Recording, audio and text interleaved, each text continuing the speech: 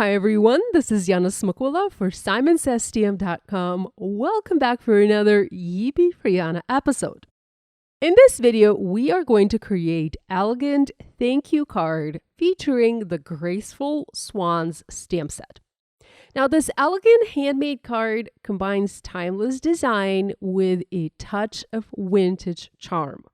Like I mentioned, I used the Simon Says Stamp Graceful Swans stamp set to create a serene lakeside scene, complete with swans gliding under an arched bridge. The background is softly ink blended with the Pawsitively saturated ink in sage, giving this card a very tranquil and classic tone. Now, for the stamp detail, I used VersaClair ink in Nocturne. It gives those crisp, dark impressions that contrast beautifully against the soft green background. And then to highlight the detail, I added gentle shading with a white POLYCHROMOS pencil from Faber-Castell, which brings out the dimension and adds a touch of elegance to the swans and the florals and the bridge. Now, the sentiment, I framed that using the Simon Says Stamp A7 frame dies. This adds structure and sophistication to the card. I finished my card off with a subtle gold frame to echo the timeless beauty of this scene. It's a refined thank you card. It's simple in color, but rich in detail. Perfect for expressing heartfelt gratitude with style. So let's go ahead and dive in and take a look at the card making process. So here's a look at this stamp set. It's a beautiful set from Simon. Now, there are coordinating dies available for this set. I didn't use the dies for this card because this is mostly a one-layer project, but I just wanted to mention that there is a die set available because you can use this stamp set for so many other projects. I'm starting with a sheet of sage cardstock from Simon Says Stamp. This is like one of my latest favorite colors, and I have placed it inside my MISTI stamping tool. This is now cut to 4 1/4 by 5 inches. I'm also using the A7 frame dies from Simon. I have this one. This is the second smallest, if you count from the smallest up, so it would be the second smallest. I die cut this frame from gold cardstock, and I'm now using it as a guide for my placement. I had to grab the T-square ruler from Simon to make sure that the frame was attached or placed perfectly on the card. I'm not adhering the frame just yet. I am using it as a guide. And with that done, I placed my sentiment in the center, and this reads, "Thank you for all that you do." Like I mentioned, we're making thank you cards. I'm using the VersaFine Clair ink in Nocturne. It's a beautiful black ink. I also love to use my VersaFine Onyx Black, though they're fabulous inks for stamping anything black. And with that done, I am next placing the frame back around my sentiment, and I have this white piece of paper. This is just like a scrap piece from a test frame that I die cut previously. And what I'm going to do, I'm going to mask that sentiment using the frame. I created a little sticky for the frame so that it would stay in place. I used my best ever craft tape from Spellbinders to do that. And now I have placed that little rectangle over my sentiment. What this is going to do, this is going to mask that center area and, help me preserve the sentiment. I will be doing a lot of stamping around the sentiment, and I don't plan to go over into that sentiment area too much, but I will in some cases, especially when stamping this bridge. So I need to make sure that the sentiment area is masked so that I don't have any stamping there. I'm not masking the frame area because I will have the actual frame sit on top of that and mask any stamping that I have.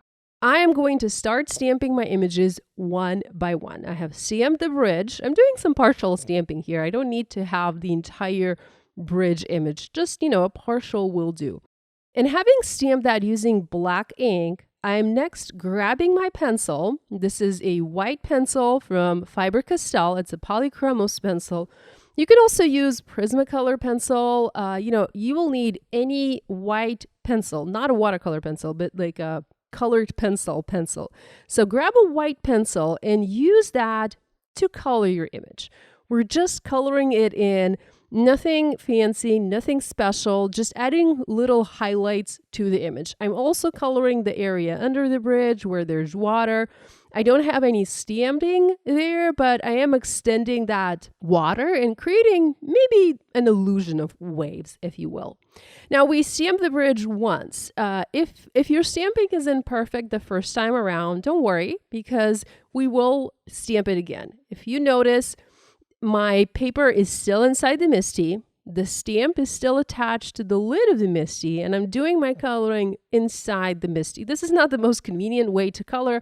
I would have preferred to remove the paper from the MISTI, but I want to re-stamp the image once I'm done coloring. Reason for that is when I color with a white pencil over black stamping, I dull a little bit of that black ink. My goal here is to stamp the image once, use that as a guide for coloring, color that quickly using a white pencil, and then re-stamp the image in the same spot, darkening those black lines where I accidentally went over them with my pencil. So this way I don't have to be too careful when coloring, and I can just be, the process can go a little bit quicker. So now that I've showed you this step once, I'm going to go ahead and repeat everything. I'm going to repeat my stamping and repeat my coloring. I'm going to speed up this part of the video so that I'm not boring you with the same repetitive tasks, but I'm basically going to stamp additional images around the frame, filling the entire background of my card in.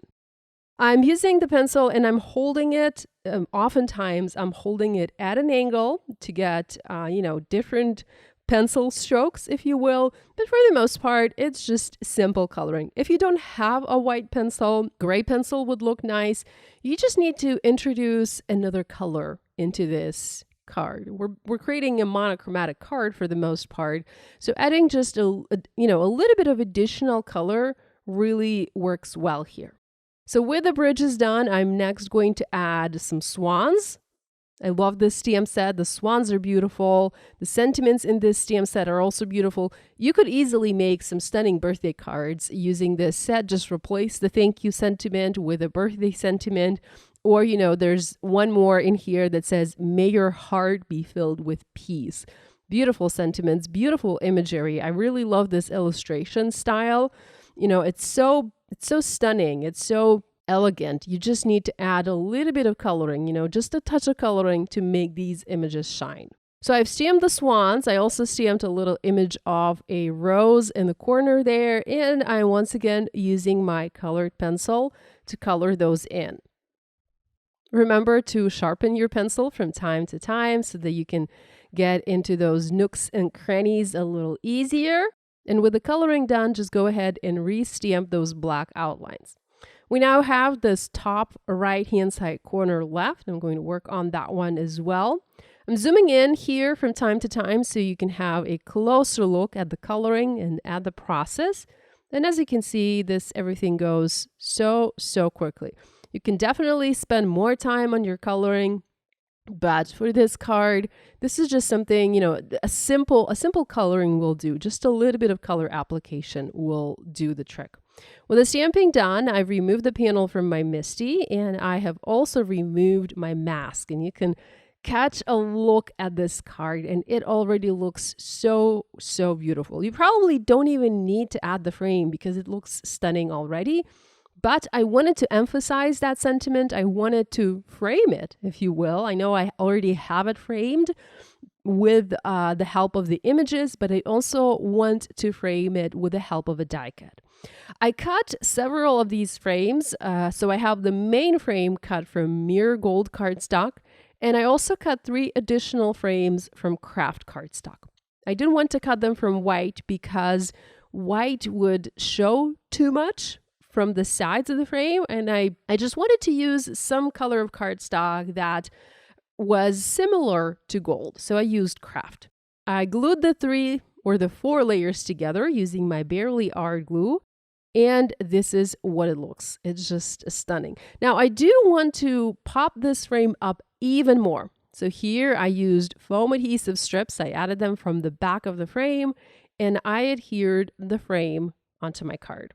Next and final step is adding some ink blending. Here I'm using the Simon Says Stamp Sage ink and a large blending brush, and I'm just going around the edge of my card. This is not a card yet. This is just a panel. I haven't adhered it onto a card base. So I'm going around the edges and I'm adding a little bit of ink. Now, something to keep in mind, if you double stamped your images, and if you are following this tutorial, you probably did, give your ink time to dry because you have a lot of ink there. And by doing ink blending on top of the ink, you might smear it. I did smear the ink on one of the swans. It smeared a little bit. It's not too bad. I went back with a white pencil and colored over the smearing so it doesn't show too much on the finished card. But that is just something to keep in mind. And with the ink blending done, we can now adhere this panel onto a card base. I have an A2 top folding card base. This is a Simon Says Stamp card base. And I just used a tape runner to quickly pop this panel onto the card base, and my card is finished. Here's another one that I made before starting this video, and I absolutely love the result. So it's a simple card, yet it is timeless and stunning. I hope you enjoyed this video tutorial and feel inspired to create. All supplies I used for this project are listed and linked in the video description below. Thanks so much for joining me. Love you guys, and I'll see you again next time.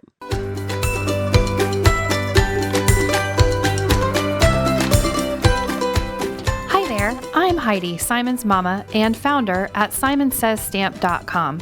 Thank you so much for watching our video. If you like what you just saw, be sure to press the thumbs up and subscribe to see more great content.